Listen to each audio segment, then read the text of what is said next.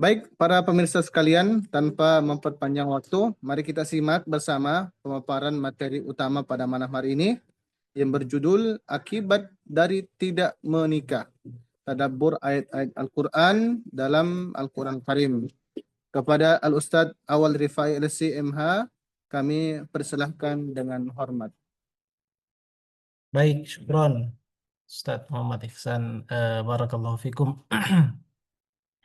Bismillahirrahmanirrahim. Alhamdulillahi rabbil alamin. Wassalatu wassalamu ala asyrafil anbiya'i wal mursalin nabiyyina wa qudwatina Muhammadin wa ala alihi wa sahbihi ajma'in wa man tabi'ahum bi ihsanin ila yaumiddin.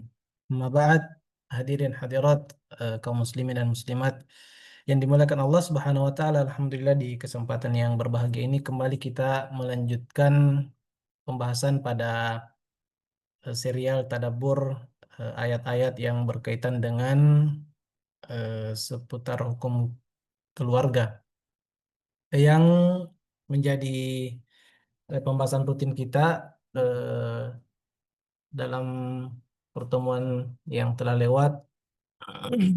Itu lanjutan dari pembahasan kitab Ahkam Usrati fi Al-Quranil Karim yang disusun oleh Dr. Musnid bin Muhsin Al-Qahtani, salah seorang konselor keluarga, yang mana beliau menyusun beberapa ayat dalam kitab ini diambil dari kitab Syekh Muhammad bin Shalih Al-Utsaimin rahimahullah taala, Al-Ilmam bi Ba'dhi Ayatil Ahkam, atau jika diterjemahkan kurang lebih maknanya bahwa eh, perhatian pada beberapa ayat yang membahas tentang ahkam, hukum-hukum dalam syariat.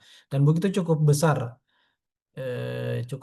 yang kemudian disusun dan dikumpulkan beberapa ayat oleh Dr. Musnid bin Husin Al-Qahtani ini, khusus ayat-ayat yang bercerita tentang hukum-hukum seputar keluarga. Dan seperti yang telah disebutkan tadi, bahwa yang menjadi tema pembahasan pada lanjutan pembahasan kita di pertemuan ini yaitu akibat dari tidak menikah. Ya, meskipun sebenarnya judul ini bukan terjemahan dari redaksi yang ada pada kitab yang kita bahas. Hanya saja kita mengangkat judul dengan redaksi yang seperti itu agar eh, menyerupai dengan judul-judul sebelumnya. Nah, karena judul-judul sebelumnya kita membahas tentang eh, syariat pernikahan, ya, kemudian ada hikmah pernikahan, kemudian ada nikmat-nikmat Allah Subhanahu wa taala yang ada dalam pernikahan tersebut, misalnya nikmat keturunan, pasangan, potensi mendapatkan pahala yang besar, dan sudah dibahas juga yang kaitannya dengan pernikahan adalah kudratullahi ala takfirin nasl, eh, maha kuasa Allah Subhanahu wa taala dalam memperbanyak keturunan, ya, atau hamba-hambanya, ya, makhluk hidup khususnya dari kalangan manusia. Makanya kita berikan redaksi judul pada pertemuan ini dengan tema akibat dari tidak menikah. Ya. Meskipun tema ini sangat luas tentunya, kalau kita ingin menyebutkan beberapa akibat dari meninggalkan syariat pernikahan, akan tetapi kita akan fokus pada redaksi judul asli dalam kitab ini, yaitu Tahrimu Ityaniz Dzukur. Ya, dalam kitab ini redaksi judul aslinya sebenarnya adalah Tahrimu Ityaniz Dzukur, haramnya mendatangi laki-laki. Eh, Tentu yang dimaksud di sini adalah hubungan sesama jenis, ya, atau homoseks yang kemudian berkembang, ya, dan disingkat dengan singkatan yang populer di tengah-tengah kita, yaitu LGBT, ya, atau LGBT. Ini yang populer di telinga kita. Dan jika dilihat dari ayat yang mungkin kita akan sebutkan sebentar dalam surah Syu'ara, ternyata salah satu dampak dari tidak menikah adalah merebaknya atau banyaknya kasus yang menimpa sebagian manusia yang ternyata perbuatan tersebut adalah perbuatan yang dimurkai dalam agama kita, yaitu perilaku penyimpangan seksual, ya, perilaku homoseks, ya, sesama jenis, ya, hubungan seks sesama jenis. Jadi begitulah penyusun kitab ini memberikan nama, memberikan judul pada pembahasan ayat yang akan disebutkan nanti, yaitu tahrimu ityani dusur, haramnya mendatangi laki-laki. Meskipun redaksinya demikian, tapi eh, ini mencakup wanita juga, ya. Haramnya wanita mendatangi wanita, sebagaimana haramnya laki-laki mendatangi laki-laki. Ayat yang dimaksud dalam ayat ini adalah firman Allah Subhanahu wa taala dalam surah Asy-Syu'ara. Ini salah satu yang membahas tentang perilaku kaum Nabi Lut alaihissalam. Ya, Allah Subhanahu wa taala berfirman, "Atatuna dzukrana minal alamin." Ya, jadi kaum Nabi Lut diajak berdialog dan ditanya, apakah kalian mendatangi laki-laki dari eh, di antara ciptaan yang lainnya di alam semesta ini? Wa tadharuna ma khalaqalakum rabbukum min azwajikum. Ya. Dan kalian meninggalkan apa yang Allah Subhanahu wa taala ciptakan untuk kalian dari pasangan-pasangan kalian. Pasangan yang halal tentunya, yaitu wanita. Bal antum qaumun adun. Ya. Akan tetapi kalian dengan perbuatan yang seperti itu termasuk orang-orang yang melampaui batas. Pemirsa yang dimuliakan Allah Subhanahu wa taala, ketika eh, kita secara singkat mengamati redaksi dari ayat yang barusan kita sebutkan, atau makna terjemahan dari ayat yang kita sebutkan tadi, maka terdapat pesan yang sejalan dengan redaksi judul yang penulis bawakan dalam kitab ini, bahwa haramnya mendatangi laki-laki. Ya, karena Allah Subhanahu wa taala mencelah dan menyebutkan perbuatan mereka, perbuatan kaum Nabi Lut alaihissalam adalah perbuatan orang-orang yang keras kepala, ya, tidak mau dikasih tahu. Kita kan tabiatnya, fitrahnya manusia itu adalah laki-laki cenderung kepada wanita, demikian pula sebaliknya. Tapi mereka justru tidak berjalan di atas fitrah tersebut. Sehingga perbuatan homoseksual ini adalah perbuatan yang amat, ya, keji dan tidak layak dilakukan oleh manusia normal. Kalau kita menggunakan akal sehat, ya, jangankan sebelum eh, melihat sisi syariat dari perbuatan ini, secara akal saja, secara fitrah manusia itu menolak hal tersebut, ya. Karena Allah SWT menciptakan manusia berpasang-pasangan, dan hal ini sudah hal yang secara fitrah kita pahami bersama. Menciptakan manusia dan pasangannya laki-laki, pasangannya adalah perempuan. Ya, dan Allah Subhanahu wa taala telah mengatur sedemikian rupa dalam syariat ini bagaimana menyalurkan hasrat biologis tersebut. Ya, makanya disyariatkanlah pernikahan dan diharamkanlah perbuatan zina. Sehingga pelaku homoseksual ini eh, menunjukkan bahwa pelakunya keluar dari makna yang Allah Subhanahu wa taala inginkan, yaitu kecenderungan laki-laki kepada perempuan ataupun sebaliknya. Dan bahkan, ya, kerusakan yang timbul dari perbuatan ini, yang mana ini merupakan salah satu inti kandungan ayat yang barusan kita sebutkan tadi, bahwa salah satu eh, apa namanya dampak buruk, ya, dari tidak menikah, ya, karena menikah laki-laki dengan perempuan menikah, meskipun yang sangat disayangkan, ya Allah musta'an, kampanye LGBT di zaman kita sekarang ini bahkan sudah masuk di negara kita, untuk adanya upaya agar eh, membolehkan, melegalkan aturan pernikahan sesama jenis tersebut. Ya, ini adalah apa namanya tanda-tanda kerusakan, ya, kehancuran, dan kita tentunya berupaya ya semaksimal mungkin berdoa mohon kepada Allah Subhanahu wa taala agar hal tersebut tidak terwujud ya, yaitu tentang pembolehan nikah sesama jenis. Ya, karena eh, bahkan dikatakan perbuatan homoseksual ini lebih buruk dari perzinahan ya. Bukan berarti perzinahan itu baik. Ya, kita telah paham semua tentang buruknya dan haramnya perzinahan tersebut dalam agama kita. Jangankan berzina, mendekatinya saja dilarang oleh Allah Subhanahu wa taala. Wala taqrabu az-zina. Mendekatinya saja dilarang, ya, apalagi melakukan perbuatannya. Dan ungkapan yang mengatakan bahwa perilaku homoseksual ini lebih buruk dari perzinahan memang betul adanya jika kita ingin menggali makna tersebut lebih jauh. Kenapa? Karena jika kita mengatakan terjadinya perzinahan, maka itu disebabkan karena hasrat yang tidak sejalan dengan syariat.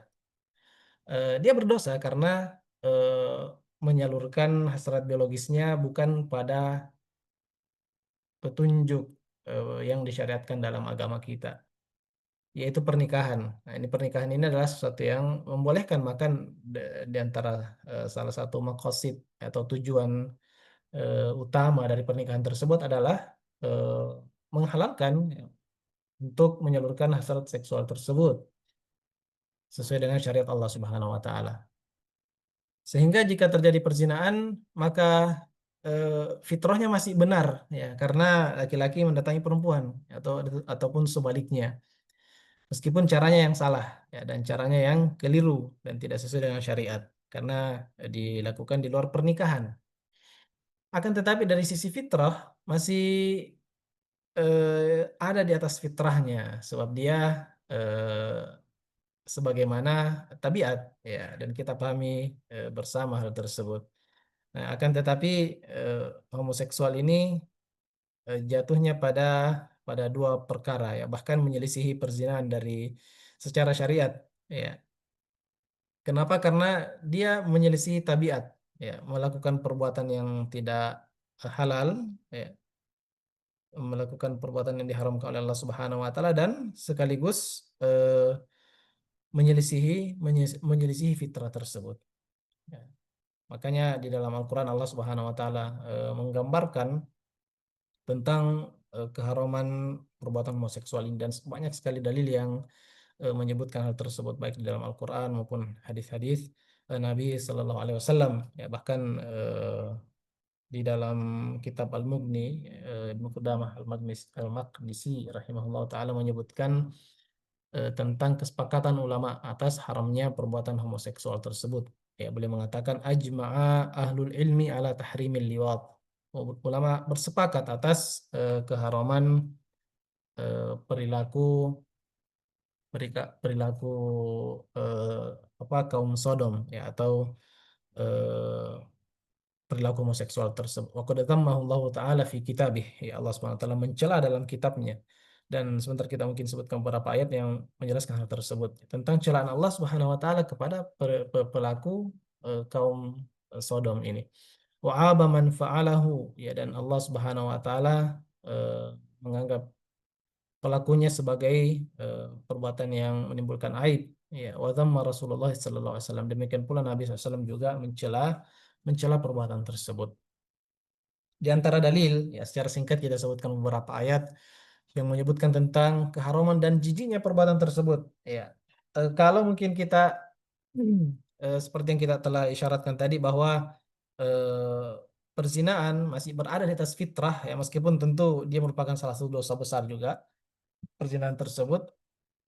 Ya, akan tetapi perbuatan ini ya, oleh sebagian ulama kalau ada waktu mungkin kita apa namanya menyebutkan tentang hukuman bagi pelaku homoseksual ini ya, yang sampai pada tahap pembunuhan ya, tanpa perincian apakah sudah menikah atau tidak menikah, berbeda dengan perbuatan zina ya dalam hukum Islam tentunya. Maka ada perbedaan antara yang sudah menikah maupun yang belum menikah. Tetapi perbuatan kaum Sodom, ya, perbuatan liwat, perilaku kaum Nabi Nuh alaihissalam ini, maka hukumannya lebih berat.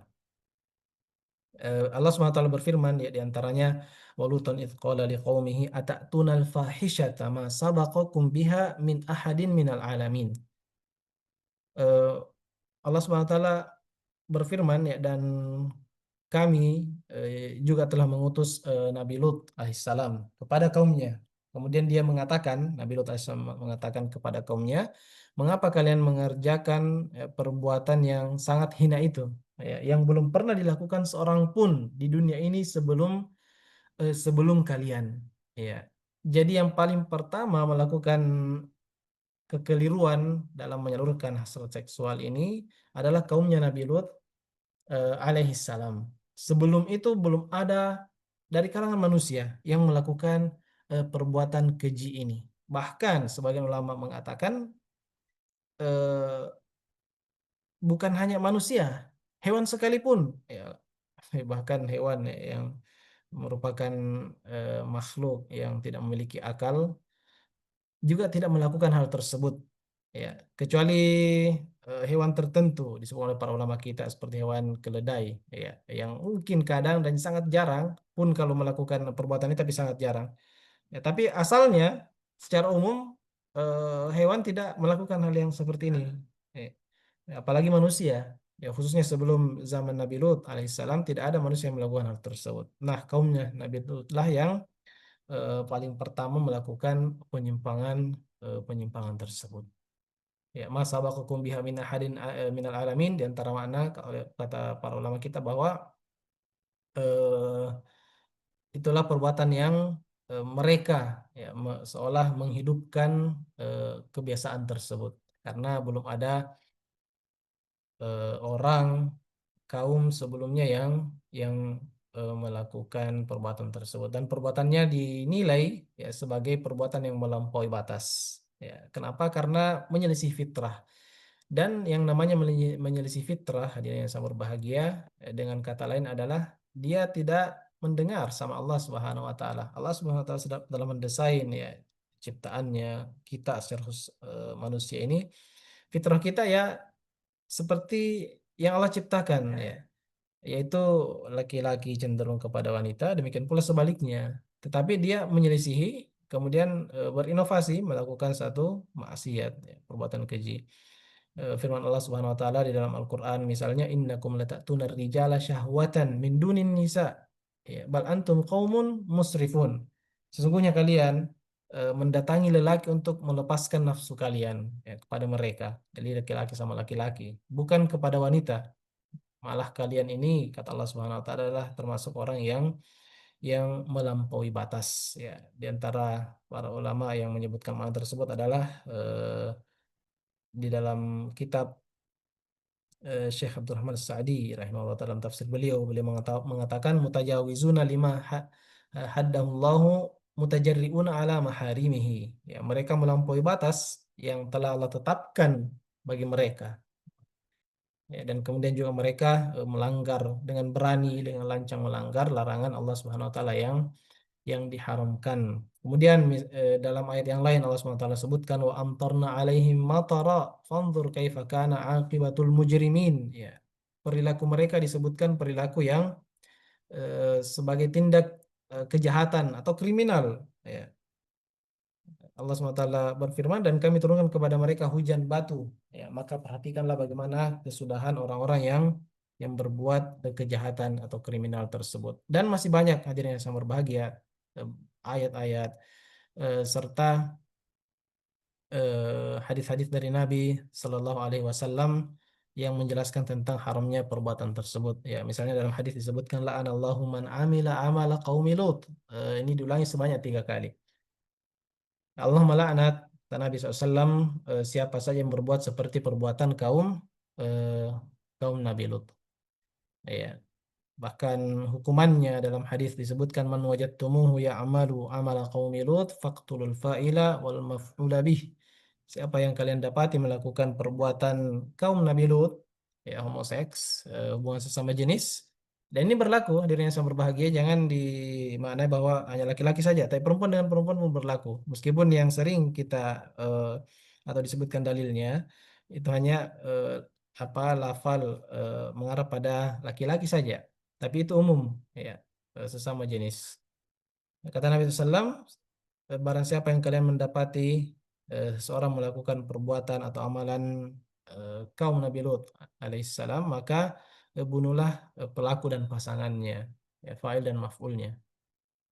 Sehingga ini eh, harusnya menjadi alarm, ya, dan peringatan keras bagi kita di dalam menyikapi hal ini yang mungkin sudah dianggap biasa di tengah sebagian komunitas masyarakat, ya, karena saking maraknya dan banyaknya orang-orang yang terjerumus di dalamnya.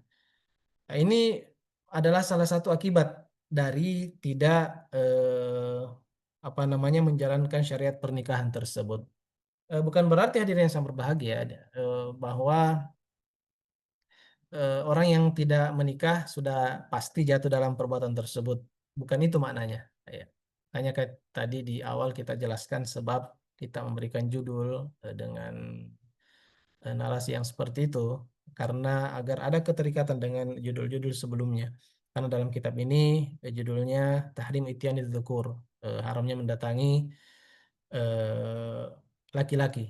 Ya, maksudnya laki-laki mendatangi laki-laki itu diharamkan. Ya, dan ini juga berlaku kepada wanita dengan wanita karena oleh sebagian ulama kita menyebutkan ketika menjelaskan ayat-ayat di dalam Al-Quran yang bercerita tentang kaum Nabi Lut alaihissalam bahwa bukan hanya laki-laki dengan laki-laki yang terjadi di zaman beliau, tapi perempuan dengan perempuan juga. Kenapa? Karena ketika laki-laki mendatangi sesamanya, maka perempuannya seperti apa? Makanya di beberapa ayat Nabi Lut alaihissalam menawarkan para wanita-wanita untuk menjadi apa namanya sarana bagi mereka untuk menyalurkan hasrat biologis tersebut. Ya, sehingga ketika mereka menyimpang dari syariat, dari fitrah, ya, dan tabiat manusia, para laki-laki ini telah jauh melampaui batas, maka tentu perempuan pun, ya, secara fitrah memiliki apa yang dimiliki oleh laki-laki, eh, tentu mereka juga akan menyalurkan pada hal yang tidak disyariatkan, sehingga terjadilah, ya, hubungan sesama jenis, ya, laki-laki sama laki-laki dan perempuan sesama sesama perempuan, dan eh, hukuman mereka itu sangat sangat besar, ya, sangat berbahaya. Bahkan ulama kita sebenarnya apa namanya memiliki banyak pendapat dalam dalam hal ini, ya, tentang hukuman bagi mereka yang melakukan perbuatan kaum Nabi Lut alaihissalam. Di antara hukumannya adalah sebagian ulama kita mengatakan bahwa hukumannya seperti hukuman zina, ya, yaitu dirajam bagi yang sudah menikah dan dicambuk, ya, 100 kali cambukan bagi yang belum menikah dan diasingkan, ya, selama 1 tahun. Ya, akan tetapi sebagian ulama lain mengatakan tidak, hukumannya bahkan apa namanya dibunuh, ya. Namun cara membunuhnya di sini juga terjadi silang pendapat di kalangan para ulama kita. Ada yang mengatakan cara membunuhnya yaitu dengan cara seperti yang dilakukan Allah Subhanahu wa taala kepada kaum Nabi Lut alaihissalam. Tentu eh, kita tidak bisa melakukan persis sama yang Allah Subhanahu wa taala lakukan. Ya, Allah Maha Kuasa atas segala sesuatu. Kalau kita melihat ayat di dalam Al-Qur'an mengenai hukuman kaum Nabi Lut alaihissalam, akibat dari perbuatannya sangat, ya, sungguh sangat luar biasa dan sangat mengerikan. Ya, mereka diangkat ke langit, ya, ya, dibalikkan waja'alna 'aliyaha safilaha, yang di atas dijadikan di bawah, ya, yang di bawah dijadikan di atas. Ya, mereka dibalikkan. Kenapa? Karena sebagaimana mereka membalikkan fitrah, ya, mengubah fitrah manusia, maka dibalikkan, kemudian diangkat naik tinggi, kemudian dihempaskan ke bawah, dan setelah itu dijatuhi, dihujani batu, ya. Itu semua akibat perbuatan yang mereka telah lakukan. Adapun sekarang, ya, hukuman membunuh pelakunya ini yaitu dengan cara mencari bangunan tertinggi di tempat atau di kampungnya, di kotanya, di kota orang tersebut, ya, di mana dia melakukan perbuatan ini. Cari tempat paling tinggi, kemudian dijatuhkan ke bawah dan diikuti dengan lemparan batu. Bahkan ada yang apa namanya jenis hukuman lain, tapi tetap dibunuh, yaitu dengan cara membakar. Ya, ada beberapa riwayat yang disebutkan oleh para ulama kita, yaitu riwayat dari Ali radhiyallahu taala anhu bahwa beliau memerintahkan untuk membakar orang yang melakukan perbuatan-perbuatan tersebut.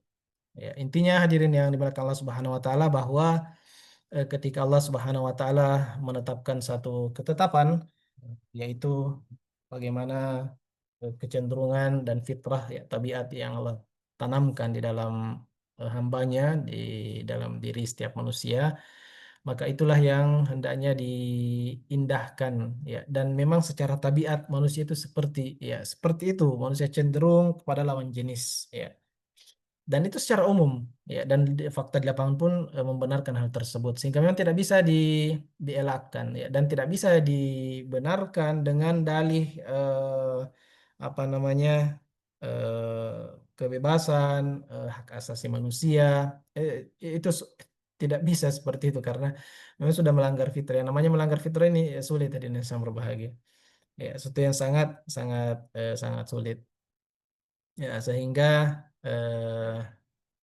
apa namanya inilah yang perlu selalu kita gaungkan, ya, agar bagaimana umat ini terjaga dari perilaku-perilaku menyimpang, ya, yang belakangan ini justru dikampanyekan, ya, oleh sebagian orang, ya, yang menyedihkan ketika hal tersebut di apa namanya ada upaya untuk membolehkan, ya, bahkan dibuatkan aturan khusus, ya, mengakomodir keberadaan mereka, ya.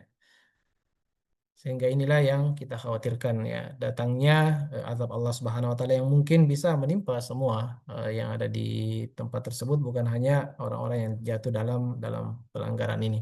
Namun di sisi yang lain yang perlu kita lakukan juga adalah tentu upaya bagaimana mencarikan solusi bagi mereka yang terkena penyakit ini, ya. Kita katakan ini sebagai penyakit karena menyelisih fitrahnya, ya. Dan eh, berusaha mengedukasi, ya, menanamkan akidah yang baik dan iman, ya, terhadap syariat Allah Subhanahu wa taala, dan fokus pada solusi tersebut, ya, tanpa tentunya tidak melakukan upaya-upaya apa namanya mengolok-olok, ya, secara berlebihan atau bahkan membuli. Nah, ini akan justru, ya, menyebabkan mereka yang terkena penyakit ini justru akan semakin jauh dari agama Allah Subhanahu wa taala dan bisa berlarut-larut dalam dalam penyimpangan tersebut. Kesimpulannya, diri yang saya berbahagia adalah penyimpangan ini eh, atau fenomena eh, apa namanya fenomena homoseksual, ya, hubungan sesama jenis yang banyak menimbulkan keresahan di tengah masyarakat tidak boleh kita biarkan begitu saja. Mesti ada upaya mulai dari langkah terkecil dari diri kita, kemudian keluarga dan pada masyarakat secara umum. Karena di antara akibat, ya, ini selain dari sisi syariat juga dari sisi kesehatan, ya, Allah musta'an, ya, akan panjang pembahasannya juga kalau kita akan rinci hal tersebut, tapi bisa kita lihat data di Google atau di internet bagaimana efek samping, ya, atau akibat buruk dari perbuatan hubungan sesama jenis yang banyak melahirkan penyakit-penyakit berbahaya yang menimbulkan kematian, ya, penyakit HIV/AIDS yang, ya, banyak di beberapa kota di Indonesia ini.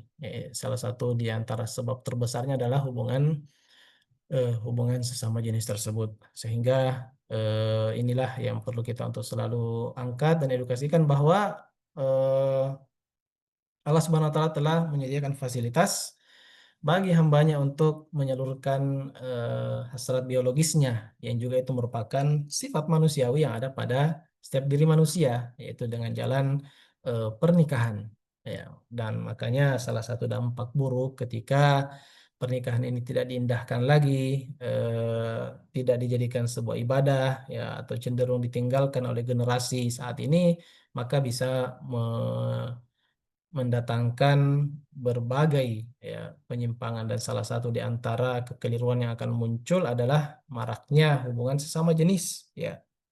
Terlebih lagi generasi-generasi belakangan ini cenderung ya penasaran dengan hal yang menurut mereka baru ya, padahal sebenarnya kuno ya dan norak, karena itu telah dilakukan oleh kaum yang sudah sangat lama, dan yang lebih parahnya mereka adalah kaum yang diazab oleh Allah Subhanahu wa taala. Sehingga penting untuk selalu kita saling mengingatkan di dalam hal ini. Saya kira demikian sebagai materi pengantar dalam kegiatan kita ini, mudah-mudahan bermanfaat ya apa yang kita sampaikan. Selanjutnya kita kembalikan kepada moderator. Barakallahu fikum. Alhamdulillah, itu tadi eh, pemaparan materi dari Ustadz kita. Jadi memang kalau kita melihat salah satu bahaya daripada eh, atau salah satu pembahasan yang tadi dibahaskan oleh Ustadz kita adalah tentang masalah LGBT. Yang ini sudah sangat marak, bahkan digembor-gemborkan. Bahkan Ustadz, kalau kita melihat di media sekarang itu tentang isu Palestina, itu mereka pun ikut serta untuk supaya mereka juga mungkin bisa naik namanya. Waliyatubillah. Ya, mengambil Eh, kesempatan. Baik, para pemirsa sekalian, silahkan mengajukan pertanyaan Anda melalui kolom Zoom, eh, melalui kolom komentar, atau bisa juga melalui nomor WhatsApp yang tertera di flyer tadi. Baik, Alhamdulillah sudah masuk satu pertanyaan ini, Ustaz. Afwan Ustaz, bagaimana cara mencegah orang yang terjerumus dalam LGBT? Ya, ini pertanyaan daripada Sofia. eh ya, kalau di kolom chat Ana ada beberapa di sini pesan yang Oh, oh iya, mungkin tadi Afwan. Apa mungkin pertanyaan yang Ustaz? masuk ketika antum keluar. Iya, Eh, Ustaz. Bagaimana cara mencegah orang yang terjerumus dalam LGBT? Iya, ini merupakan PR besar bagi kita semua. eh, apa namanya, mencari solusi yang tepat bagi saudara-saudara kita. Di antara hal yang bisa kita lakukan adalah edukasi umum seperti ini, adalah upaya untuk upaya secara umum ya di masyarakat. Misalnya mengadakan kajian khusus atau penyampaian-penyampaian pada majelis-majelis ilmu tentang pembahasan ini secara berkala ya. Ada momen-momen disampaikan. Itu yang pertama tentunya, mengedukasi. Karena meskipun masyarakat kita atau kita semua membaca Al-Quran yang di dalamnya, ya Masya Allah, kisah Nabi Lut alaihissalam ini termasuk salah satu kisah yang banyak diulang di dalam beberapa surah Al-Quran kita. Akan tetapi karena kita membaca Al-Quran tanpa mengetahui maknanya, dan juga masih eh, kurang perhatian terhadap atau rasa ingin tahu terhadap makna kandungan dari Al-Quran, maka ini semua yang menyebabkan hal tersebut semakin apa namanya memprihatinkan ya ketika banyaknya terjadi peristiwa-peristiwa yang seperti ini. Belum lagi hadis-hadis Nabi SAW belum banyak sampai kepada masyarakat kita, sehingga keberadaan eh, apa namanya ini di tengah-tengah masyarakat, penyimpangan homoseksual ini di tengah-tengah masyarakat, dan kita saksikan ya Allah musta'an ya pergaulan yang ya, bahkan mungkin tinggal berseberangan rumah, komplek atau apa, eh, pelaku pelaku homoseksual ini, tapi kita lihat dan kesannya dibiarkan begitu saja tanpa ada upaya untuk memperbaikinya, sehingga eh, perlu untuk diangkat ya materi yang seperti ini secara berkala agar bisa mengedukasi masyarakat kita secara umum. Yang kedua, pendekatan secara khusus yaitu bagaimana eh, kita fokus mencari pada ya solusi yang nyata, yaitu dengan cara yang baik ya. Tadi kita sempat menyinggung bahwa keberadaan mereka di tengah-tengah kita bukan untuk kita jadikan bahan olok-olokan ya, karena itu akan ya Allah musta'an bisa menyebabkan mereka semakin jauh dari syariat dan jauh dari masyarakat umum. Kalau ada di antara kita yang mungkin memiliki apa namanya atau mungkin pernah mendengar langsung dari pelaku yang seperti ini, atau orang yang sudah taubat dari perilaku seperti ini, maka kita ketahui apa ya penyebab-penyebab yang bisa menjauhkan mereka dari syariat dan cenderung jatuh pada perbuatan yang seperti ini. Ya, sehingga pendekatan ya dari hati ke hati, yang menasihatinya dengan bijak tanpa menjatuhkan, ya, maka ini sangat efektif, yaitu mengajak mereka untuk merenung, misalnya berdiskusi, berdialog, ya, eh, tanpa langsung menjatuhkannya. Ya, karena bagaimanapun sebagian orang yang jatuh ya pada penyimpangan ini mereka mengakui bahwa itu adalah kesalahan. Ya, bahkan Ana pernah baca tentang aduan seorang muslim yang bahkan taat beragama dan menjalankan syariat kita, ya melakukan kewajiban-kewajiban, hal-hal yang sunnah dihidupkan, tapi mengaku bahwa dirinya jatuh pada penyimpangan yang seperti ini dan sulit untuk lepas darinya. Ya, sehingga memang ini di satu sisi ya eh, karena kedangkalan pemahaman terhadap syariat sehingga mungkin ada yang hanya ikut-ikutan saja. Tapi memang ada juga orang yang memang penyakit eh, dan inilah yang perlu upaya serius untuk kita membantunya supaya keluar dari masalah yang seperti ini. Karena luar biasa ya tadi kita sudah sebutkan banyak ya tentang eh, apa namanya efek buruk yang ditimbulkan kemudian baik dari sisi kesehatan maupun dari sisi sisi syariat sehingga upaya-upaya yang telah kita sebutkan bisa kita lakukan dan maksimalkan. Mudah-mudahan mendapatkan perubahan di masyarakat kita. Ya, Allah alam. Baik, pertanyaan selanjutnya Ustadz. Ini kita jawab dulu pertanyaan di tanya jawab dari Lesa Gafa Putri. Assalamualaikum Ustadz. Bagaimana hukumnya dengan seorang yang enggan menikah lagi setelah di pernikahan sebelumnya bercerai karena menurutnya fokus mengurus anak-anaknya saja. Nah, Ustadz. Eh, ya, eh, tidak mau lagi menikah karena sudah pernah cerai. Ya. Ya, Ustadz. Alasannya fokus untuk mengurus anak-anak. Pilihan. Nah, Ustadz. Sebenarnya tidak mengapa. Ini kan pilihan. Ya, ini kan pilihan. Sama dengan menikah itu adalah pilihan ya. Artinya seorang bujang yang menikah itu adalah pilihan dan dia memilih untuk menjalankan syariat. Nah, itu.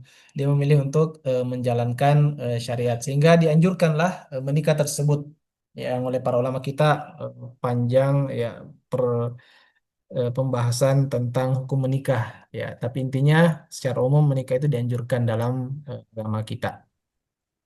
Adapun jika pernah menikah, kemudian terjadi perpisahan dengan pasangannya, apakah disebabkan karena cerai atau pasangannya meninggal, maka sama saja. Ya, setelah itu menikah baginya adalah pilihan. Ya, dan dia akan melihat maslahatnya tentunya, dan tidak dapat dipungkiri bahwa secara umum dengan menikah eh, tentu akan masalahnya lebih besar. Ya, dan ini telah dicontohkan oleh para ulama kita bahkan sebelum itu ya Nabi kita SAW kemudian para sahabat juga telah melewati hal tersebut ya ketika pasangan meninggal maka menikah lagi dan tidak ada persoalan di dalamnya. Ya, kecuali memang kalau yang disebutkan di dalam seperti yang ditanyakan bahwa ingin fokus pada mengurus anak-anak, ya ini mungkin ya biasanya di awal-awal saja, ya atau berbeda keadaan dari satu orang ke orang yang lain. Ada yang memang betul-betul ingin fokus, ada yang kadang-kadang karena perasaan dan keadaan itu berubah-ubah, ya dari satu waktu ke waktu yang lainnya. Justru sebagian dari jika dipandang dari sisi yang lain, mungkin dengan menikah akan terbantukan dengan mengurus anak-anak, ya sehingga manfaatnya lebih besar ketika menikah lagi. Sehingga ini sangat kondisional dan sangat bergantung dengan keadaan kita. Namun secara umum, ya menikah itu dianjurkan dan banyak sekali ladang pahala yang ada di dalamnya. Wallahu a'lam. Masya Allah. Barakallah Ustazi. Alhamdulillah. Baik, pertanyaan yang selanjutnya Ustaz. Assalamualaikum warahmatullahi. Apakah dalam memilih pasangan orang tua harus dilibatkan dan pilihannya lebih kita utamakan? Nah, Mas. Baik, dilibatkan orang tua ya dalam beberapa persoalan yang kita hadapi dalam hidup kita, termasuk pernikahan. Karena bagaimanapun yang namanya orang tua kita tentu pengalaman hidupnya lebih banyak dari kita, sehingga itulah fungsinya kita melibatkan ya dan beristisyar ya meminta pendapatnya terkait dengan pilihan pernikahan tersebut. Bahkan bagi wanita tergantung ya eh, apa namanya izin dari eh, apa walinya ya. Tapi secara umum baik laki-laki maupun wanita hendaknya melibatkan dalam mencari pasangan tersebut. Adapun masalah pilihan eh, dalam memilih pasangan eh, tentu kalau kita ingin sesuai syariat maka eh, biasanya tidak ada pertentangan antara orang tua dan anak.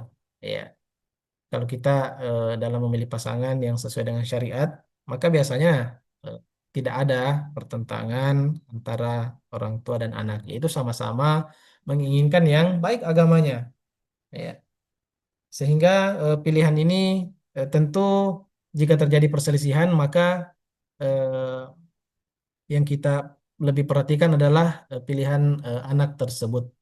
Maksudnya diri yang sangat berbahagia adalah karena yang ingin menjalani pernikahan ini kan ya sang anak setelah menikah yang ingin menjalani rumah tangga itu kan sang anak ya selama pilihannya itu tidak melanggar syariat tentunya ya, selama pilihannya tersebut tidak melanggar syariat maka itu yang kita pilih ya. Artinya karena ini sangat sangat apa namanya tergantung dengan keadaan dan banyak sekali pertimbangan dari sisi apanya kemudian terjadi perbedaan pilihan tersebut ya.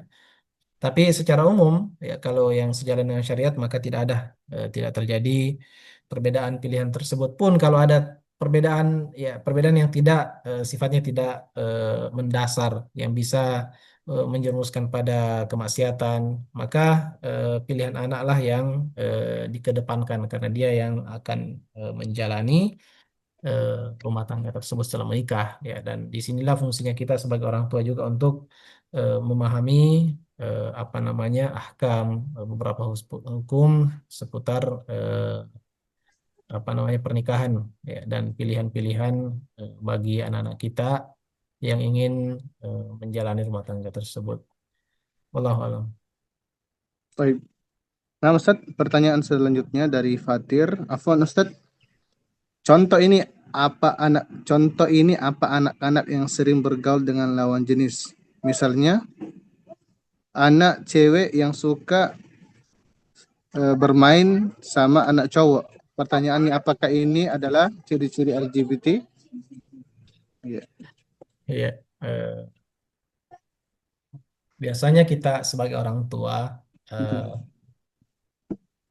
apa namanya eh, bisa memahami karakter anak kita. Kenapa? Karena sejak kecil ya bahkan dalam kandungan bersama dengan kita kemudian lahir dari kecil kita yang didik maka di antara tugas pokok sebenarnya orang tua dalam mendidik anak adalah memahami karakter anak tersebut ya memahami karakternya melihat dia cenderung kemana ya, jika kecenderungannya itu keliru maka diluruskan ya jika kecenderungannya sudah tepat hobinya sudah tepat itu kita dukung ya teori umumnya seperti itu tapi menyebutkan bahwa anak-anak cewek suka main sama anak-anak cowok ini terlalu dini kita eh, menghukumi bahwa itu adalah ciri-ciri apalagi kalau masih anak-anak ya kalau masih anak-anak tapi kalau apa namanya kita perhatikan demikian maka di sinilah peran kita sebenarnya untuk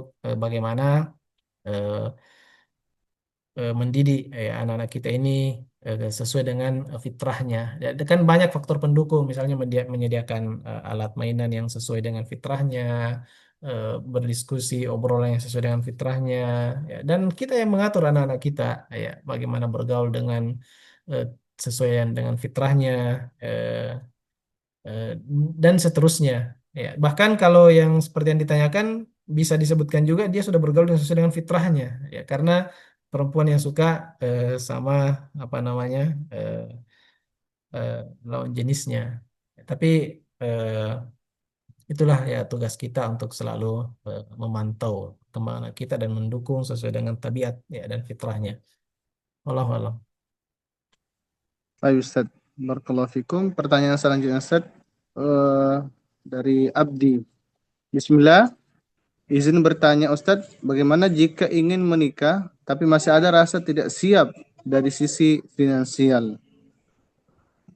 Eh, Baik, tadi kita sempat singgung tentang hukum menikah ya secara umum hukumnya adalah dianjurkan sunnah berdasarkan banyak dalil di antaranya sabda Nabi SAW dan ini sangat beririsan dengan pertanyaan ini ya masyaallah syabab man istata'a minkumul ba'a falyatazawwaj wahai para pemuda kata Nabi siapa di antara kalian yang sanggup untuk menikah maka hendaklah menikah ya faman lam yastati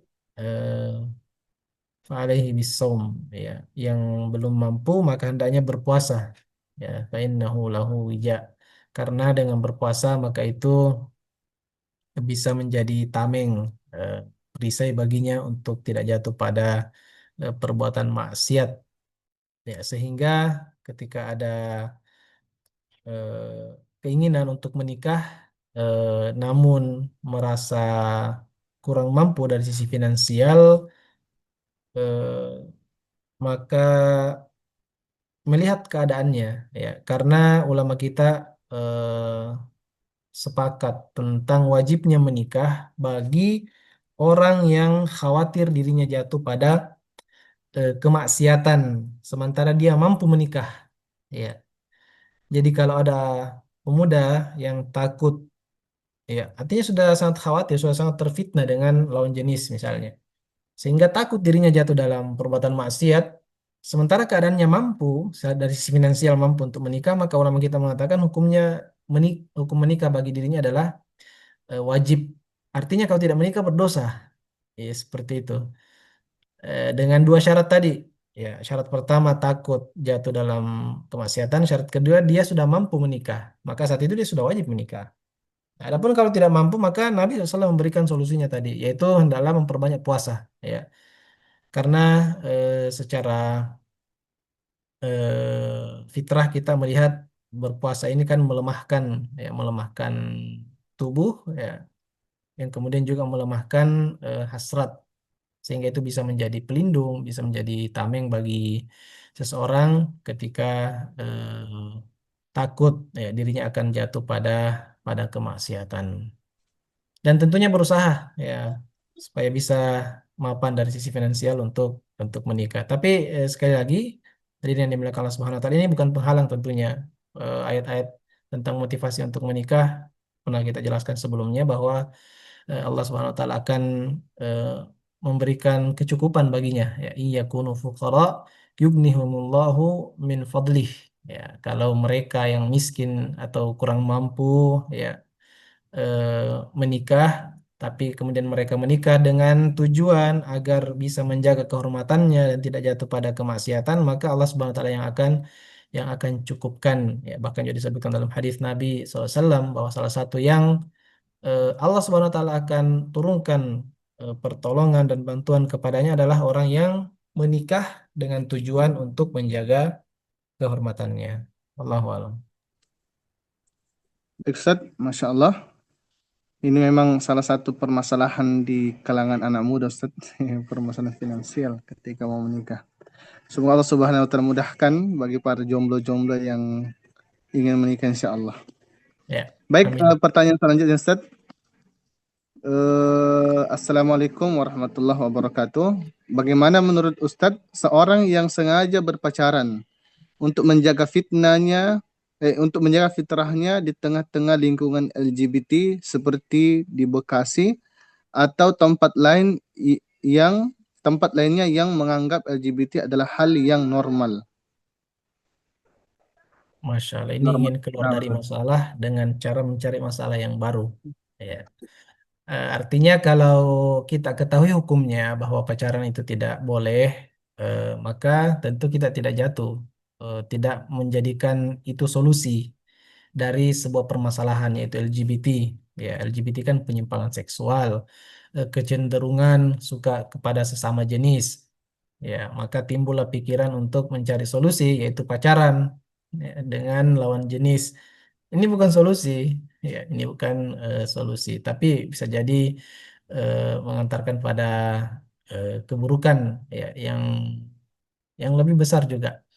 Sehingga dia bukanlah cara yang tepat ya untuk apa namanya menjauhi fitnah LGBT ini ya. Karena pacaran pun yang mana ini ya Allah musta'an juga salah satu fenomena yang menyedihkan ya yang terjadi di kalangan anak-anak muda ya. Dan ya tidaklah itu terjadi karena kurangnya iman tentunya dan hanya mendahulukan hasrat saja yang hakikatnya tidak diketahui oleh para pelakunya ya. Karena kalau mau berpikir dengan akal sehat ya kan pacaran itu juga hanya betul-betul ya melanggar syariat ya. Karena hmm, ada khalwat ya ada berdua-duaan, ada komunikasi dengan lawan jenis, eh, ada kata-kata yang tidak layak diucapkan oleh apa namanya pasangan yang belum halal, belum menikah. Dan pacaran ini kan diketahui bersama oleh semua manusia lah, bahkan pelakunya pun tahu bahwa itu sesuatu yang diharamkan dalam agama, tapi dilakukan juga. Ya, sehingga memang perlu untuk selalu diingatkan juga. Ya, salah satu tanda atau ya, di antara tanda mereka mengetahui itu adalah hal yang diharam, biasanya kita mendengarkan ungkapan dari beberapa orang bahwa eh, berkata kepada temannya yang pacaran, ya, kapan dihalalkan? Artinya kan yang sekarang ini haram, ya, kenapa mau dilakukan juga? Sehingga dia bukan solusi tentunya, ya, dia bukan solusi dan bukan dalil, tapi itu dalih saja, ya, berdalih menjauhi fitnah LGBT menuju pada perilaku pacaran. Ya, maka sarannya tidak seperti itu. Ya, carilah lingkungan yang baik, lingkungan yang sibukkan diri dengan majelis ilmu, ya, menyibukkan diri dengan hal-hal yang bermanfaat agar terhindar dari perilaku yang tidak bermanfaat, apalagi hal-hal yang sifatnya dosa dan maksiat. Ya, Allahu a'lam. Baik Ustaz, pertanyaan yang selanjutnya dari hamba Allah. Izin bertanya Ustaz, bagaimana cara menumbuhkan rasa cinta kepada pasangan dalam pernikahan? Baik Ustaz. Maksudnya ini mungkin sudah menikah ya, Nah Ustaz, pasangan mungkin sudah ya. menikah ini. Eh, Menerima takdir Allah Subhanahu wa taala ya, bahwa kita kan sering mendengar ungkapan bahwa jodoh itu di tangan Tuhan ya. Dan betul, jodoh itu Allah Subhanahu wa taala sudah tentukan. Sehingga ketika kita menerima keadaan kita ya apa adanya, ada kita ini kan memiliki kekurangan juga dan kita terima bahwa itu adalah takdir Allah Subhanahu wa taala, maka demikian pula sebenarnya pada pasangan kita. Tapi pertanyaannya kan gimana caranya jadi pasangan kalau dia tidak eh, apa namanya tidak ada rasa cinta dan rasa sayang tersebut kepada pasangannya, yang mana kita ketahui secara umum orang yang menikah ya dilandasi dengan perasaan tersebut ya, meskipun memang terkadang ada kejadian yang apa terjadi pernikahan itu didasari bukan karena rasa tersebut ya, sehingga timbullah pertanyaan seperti ini. Jawabannya itu tadi bahwa kita hendaknya menyadari bahwa pasangan kita dengan segala kekurangan yang ada pada dirinya kita pahami, kita sadari bahwa kekurangan yang ada pada diri pasangan kita sebenarnya juga ada dalam diri kita. Kita juga memiliki kekurangan, ya, sehingga kita berusaha mencintai, ya, apalagi jika pasangan kita adalah pasangan yang dari sisi agama dan akhlak itu baik, ya, sehingga kita syukuri bahwa itu adalah karunia dan pemberian Allah Subhanahu wa taala, dan kita beriman semua yang ditetapkan Allah yang terjadi pada kita itu adalah yang terbaik bagi kita, dan berdoa tentunya juga kepada Allah Subhanahu wa taala. Allahu a'lam. Baik, Ustaz, Masya Allah. Ini dari Marsha, Masya Allah. Ustadz, mohon doakan kami yang masih jomblo, yang punya niat ingin menikah. Semoga Allah mudahkan dan pertemukan dengan jodoh terbaik. Amin, Iya, amin ya Rabbal kita Alamin. doakan. Iya, Baik, ya semoga Allah Subhanahu Wa Taala cepat mendatangkan jodohnya kepada mungkin ini ukhti kayaknya ini, iya, amin. di Marsha. Baik, kita langsung ke pertanyaan dari Fatimah Az-Zahra, Ustadz. Baik, Bismillah. Afwan izin bertanya Ustadz, kalau kita ada kalau kita ada ingin menikah, tapi di sisi lain ada rasa takut akibat trauma dan karena dengar kisah-kisah rumah tangga orang lain, baik KDRT atau suka baca berita tentang ini, bahkan karena suka dapat kekerasan dalam hidup kita sendiri sehingga mikir diri sendiri jangan sampai akan diperlakukan seperti itu juga. Sehingga ada rasa takut dan tidak berpikir lagi. Mohon penjelasannya Ustadz. Iya, ini sering ditanyakan di antara pertanyaan yang sering ditanyakan oleh eh, teman-teman yang belum menikah. Kemudian muncul perasaan trauma dari dalam dirinya karena disebabkan mendengar cerita-cerita apa namanya KDRT ataupun hal-hal negatif dari rumah tangga orang lain yang sudah menikah. Solusinya adalah yang pertama kita mesti jujur dalam melihat fenomena tersebut. Ya, coba kita kumpulkan data ya, berapa rumah tangga yang berhasil dalam pernikahan dan berapa yang gagal. Jawabannya mungkin 99% banding 1%. Yang berhasil itu 99%, yang gagal cuma 1% saja. Tapi kenapa kita fokus pada yang gagal itu? Ya, itulah syaitan bermain di situ. Sehingga kita mesti melihat secara jujur, secara benar bahwa memang kita ndak memungkiri itu ada KDRT misalnya. Dan yang kita pahami juga bahwa perselisihan yang terjadi di dalam rumah tangga atau permasalahan yang terjadi, dinamika di dalam rumah tangga, dalam sebuah keluarga, itu adalah hal yang wajar. Ya. Nabi SAW pun kalau kita baca sejarah hidup beliau juga terjadi persoalan-persoalan dalam rumah tangga beliau. Sehingga itu hal yang manusiawi. Maka mengapa kita ingin lari dari hal yang sifatnya fitrah, ya manusiawi? Tidak ada rumah tangga yang selamat dari persoalan ya atau permasalahan-permasalahan yang timbul di dalamnya. Ya. Dan juga bahkan mungkin dapat dikatakan tidak indah ya tidak ada sininya rumah tangga itu kalau tidak ada ribut-ributnya sedikit ya seperti itu sehingga ini muncul dari setan yang senang kalau seorang hamba itu tidak menikah ya dia senang kalau seorang hamba itu sendiri ya yang ini di mana kesendiriannya itulah tadi bisa mengantarkan dirinya jatuh pada perkara-perkara yang dilarang seperti perilaku homoseks yang kita telah bahas tadi. Sehingga perasaan yang seperti ini hendaknya dihilangkan ya dan melihat secara jujur fenomena yang ada di sekitar kita. Wallahu alam. Baik, Masya Allah. Alhamdulillah. Mungkin itu tadi pertanyaan terakhir Ustadz.